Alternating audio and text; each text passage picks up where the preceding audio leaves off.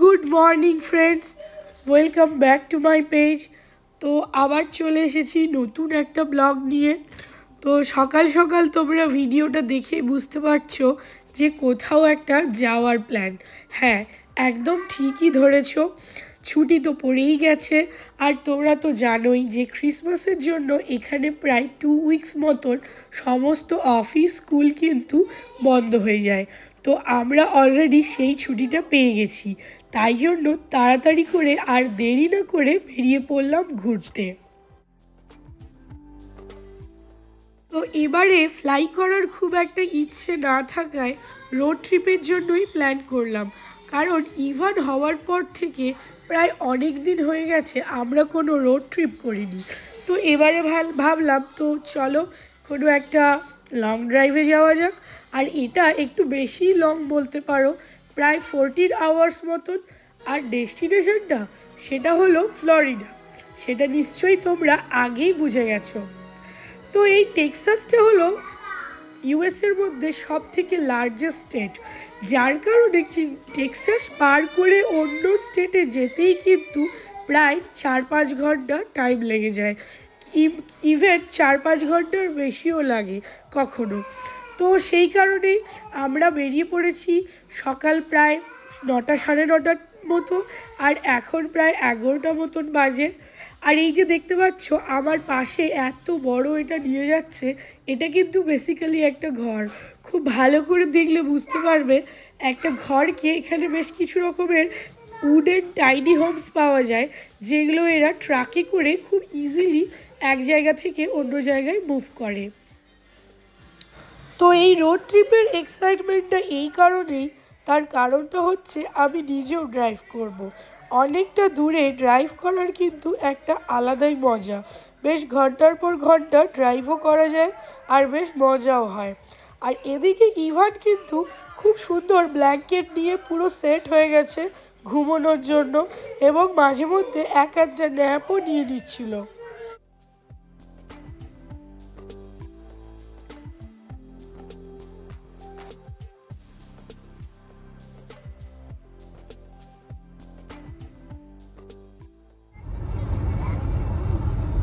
প্রায় 1 ঘন্টা ড্রাইভ করার পরে টায়ার্ড হয়ে গিয়ে আমি এখন গাড়িটাকে অটো পাইলট মোডে দিয়ে দিয়েছি। ওর নিজের মতন কিন্তু চালিয়ে চলে যাচ্ছে, আমি জাস্ট স্টিয়ারিংয়ে হাতটা রেখেছি আর ব্রেকে পাটা রেখেছি, যে বাই এনি চান্স যদি কিছু হয়। আদারওয়াইজ আমি কিন্তু গাড়িটা পুরো নিজের কন্ট্রোলে আছে। তো দেখো গাড়ি কিন্তু নিজেকে নিজে কন্ট্রোল করছে, ঠিক আছে? দেখতে হবে স্টিয়ারিংটা, দেখো স্টিয়ারিং এর দিকে, দেখো স্টিয়ারিং নিজে ঘুরছে, আমি হাত দিচ্ছি না, কিন্তু নিজেকে নিজে অ্যাডজাস্ট করছে। দেখো আমাকে খালি অ্যালার্ট করছে।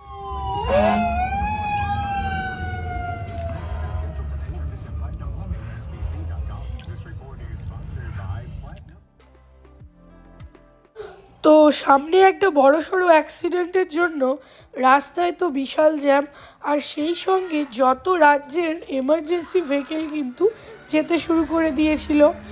আর সেই সুযোগেই ইভান শুরু করে দিয়েছে ওর বদমাইশি, কারণ এখানে বোঝাই যাচ্ছিল প্রায় আধ-1 ঘন্টা মতন আমাদেরকে দাঁড়াতে হবে, কারণ প্রচুর পরিমাণে পুলিশ আর এমার্জেন্সি ভেহিকেল এসেছিলো। বেশ বড় সড়ো রকমের কোনো একটা অ্যাক্সিডেন্ট হয়েছে।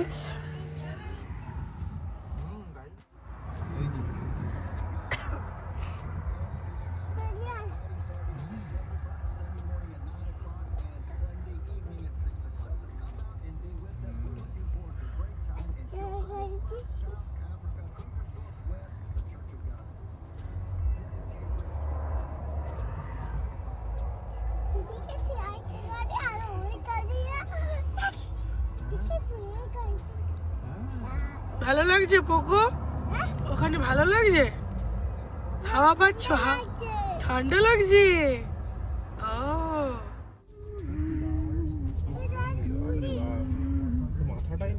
এই যে এই গাড়িটা পুরোটাই পুড়ে গেছে। এই যে এই সামনেটা পুরোটা পুড়ে গেছে গাড়িটা।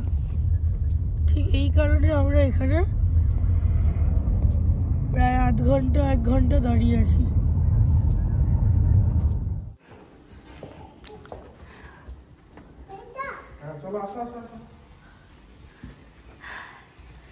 চলে এসছি হোটেলে। তো লুইজিয়ানাতে এটাই আমাদের ফার্স্ট হোটেল আজকে।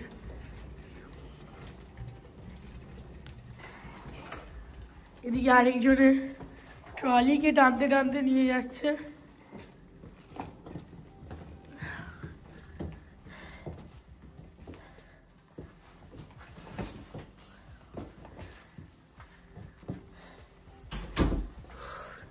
রাখো রাখো ট্রলিটা রাখো। তো এই যে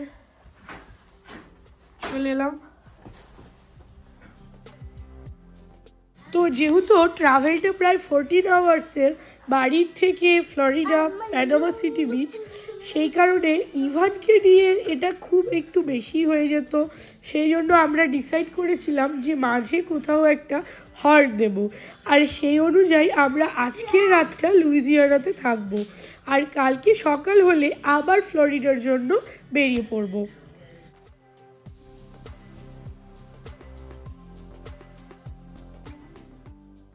গুড মর্নিং। আজকে হলো নেক্সট দিন সকাল।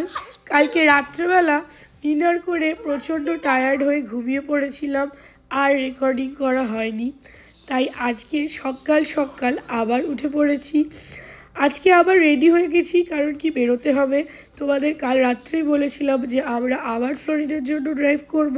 তো এখান থেকেও প্রায় 6 ঘন্টা মতন। তাই সকাল সকাল উঠে আমরা রেডি হয়ে গেছি। এবার যাব ব্রেকফাস্ট করতে, আর ব্রেকফাস্টটা করে নিয়েই রওনা দিয়ে দেব ফ্লোরিডার উদ্দেশ্যে। এদিকে ওয়েদারটাও কিন্তু মারাত্মক, বেশ ঠান্ডা, মানে বেশ ভালোই ঠান্ডা। রাত্রে অনেকটাই ঠান্ডা ছিল, এখনও প্রায় 7 ডিগ্রি মতন টেম্পারেচার। এদিকে আমারও খানিকটা কাশি সর্দি, ইভানেরও আর সৈকতেরও, মোটামুটি 3 জনেই সর্দি কাশিতে ভুগছি। তো সেই কারণে চেষ্টা করছি অ্যাটলিস্ট যতটা ইভানকে বাঁচিয়ে রাখা যায় ওয়েদারের থেকে ঢাকাঢুকি দিয়ে। আর এদিকে ব্রেকফাস্টে অনেক রকম অপশান থাকলেও ইভান কিন্তু কোনোটাই খেতে চাইছিল না। অনলি সসেজটাই ওর পছন্দ, তাই ওটাই একটু খাচ্ছিল।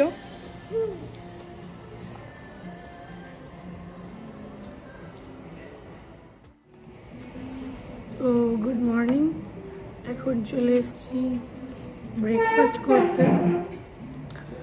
তোমরা দেখতেই পাচ্ছ, আর পুরো একদম প্রচণ্ড ঘুমিয়ে নিয়ে যাতা অবস্থা পুরো। তো চলো আগে ব্রেকফাস্টটা করে নিই, তারপরে কথা বলছি।